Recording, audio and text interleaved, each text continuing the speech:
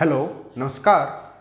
So today our topic for the class 12th NCERT physics of that atoms. अब आपके पास start कर रहे हैं एटम्स को।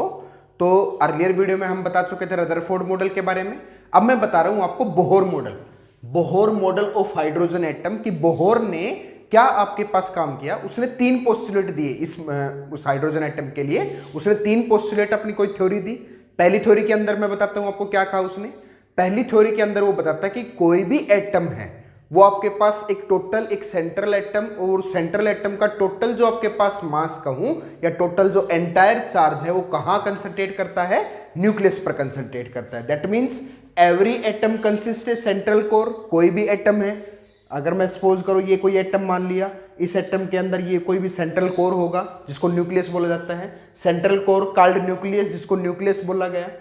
इन विच एंटायर पॉजिटिव चार्ज, जिसके अंदर जो भी सारा पॉजिटिव चार्ज प्रोटॉन वगैरह, एंड मास इज कंसंट्रेटेड, और टोटल मास क्या किया जाता है, कंसंट्रेट होता है इसके अंदर, जहां पे ये जो सेंट्रल कोर है। समझ आया सबको।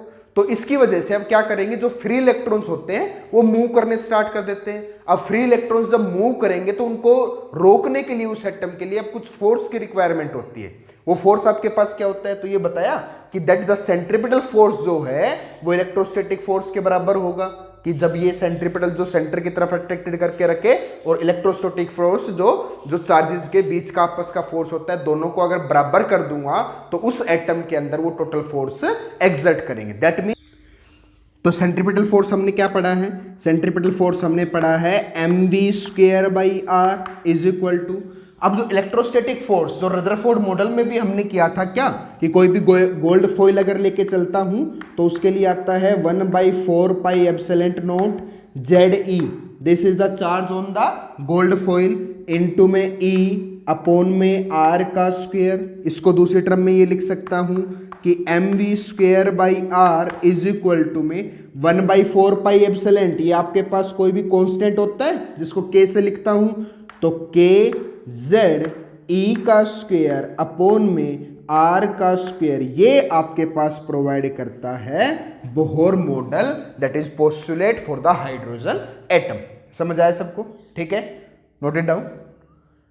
Okay, now the second postulate उसने क्या कहा, बोहर का सेकंड पोस्टुलेट कहता है कि जो भी electron can revolve only in certain discrete, वो आपके पास क्या करता है, कुछ सर्टेन डिस्क्रीट आपके पास नॉन रेडिएटिंग ऑर्बिट, कोई भी आपके पास जो एक्स्ट्रा ऑर्बिट नहीं होते उन नॉन रेडिएटिंग ऑर्बिट्स में होता है कॉल्ड, जिनको बोला गया स्टेशनरी ऑर्बिट। वो सिर्फ कहां घूमते हैं, स्टेशनरी ऑर्बिट में, वेयर, जहां पर क्या होता है, द एंगुलर मोमेंटम, जो एंगुलर मोमेंटम जिसको L से लिखता हूं, इज ऑलवेज इंटीग्रल, वो हमेशा क्या रहेगा, इंटीग्रल मल्टीपल रहेगा ऑफ NH/2π का इंटीग्रल रहेगा, जहां पे जो H यूज कर रहा हूं, H is the Planck's constant. H आपके पास क्या आता है भाई, प्लैंक्स कांस्टेंट। दैट मींस अब यहां पे क्या बन के आया, अब एंगुलर मोमेंटम क्या लिखता हूं, यहां पे बता रहा हूं, एंगुलर मोमेंटम होता है L is equal to R cross P लिखता हूं, then L is equal to R cross momentum लिख सकता हूं mv, तो डायरेक्ट इसको mvr लिख सकता हूं। तो यहां से बना कि जो एंगुलर मोमेंटम रहेगा mvr इज इक्वल टू हमेशा इंटीग्रल मल्टीपल रहेगा NH/2π के, वेयर जो n की वैल्यू रहेगी 1 2 3 अप टू कहां तक भी जा सकती है, तो n की value, and this n is called principal quantum number, और इस n को बोला गया that is principal quantum number. इसको क्या बोला गया भाई, principal quantum number. One more thing, कि जो आपके पास एंगुलर मोमेंटम है ना, वो ऑलवेज क्या रहेगा, क्वांटनाइज्ड रहेगा in this form.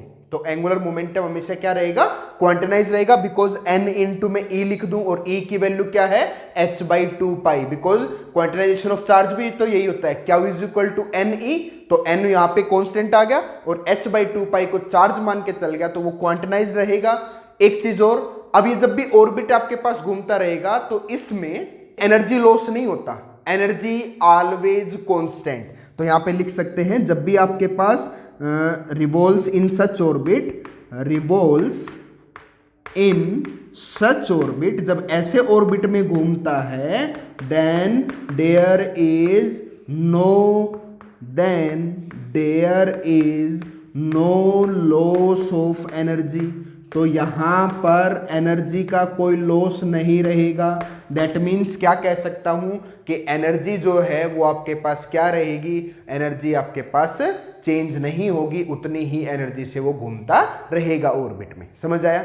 Now the third, अब थर्ड जो आपके पास आता है, थर्ड बोहर मॉडल पोस्टुलेट क्या कहता है, इमिशन एंड एब्जॉर्प्शन, कि जो भी आपके पास इमिट करेगा या सॉरी जो एब्जॉर्ब करेगा, इमिट करेगा, इमिशन रहेगा, अकर्स ओनली, वो जब ही होगा व्हेन इलेक्ट्रॉन जंप्स फ्रॉम, जो भी आपके पास जंप करेगा फ्रॉम वन टू अनदर, जब एक रेडिएटेड से दूसरे नॉन रेडिएटेड पे जब वो जंप करता है तभी आपके पास जो है इमिशन और एब्जॉर्प्शन होता है। या दूसरे टर्म में कहूं कि जो भी आपके पास एनर्जी चेंज करेगा, कि the difference of the energy in total energy जो रहेगा ऑलवेज कब होगा, व्हेन इट जंप्स और take into the from one to the another orbit, जब भी उस ऑर्बिट में आएगा। दैट मीन्स मैं क्या कह सकता हूं कि जो भी आपके पास एनर्जी रहेगी, that H nu is always equal to E2 minus में E1 लिख सकता हूं।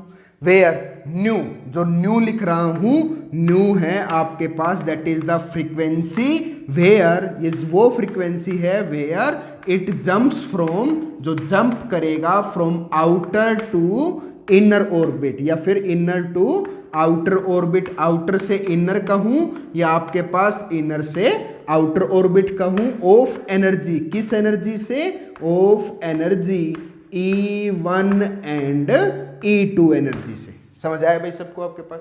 ठीक है, क्लियर है सभी को? Now these are the three main postulate given by the Bohr for his hydrogen atom, so note it down.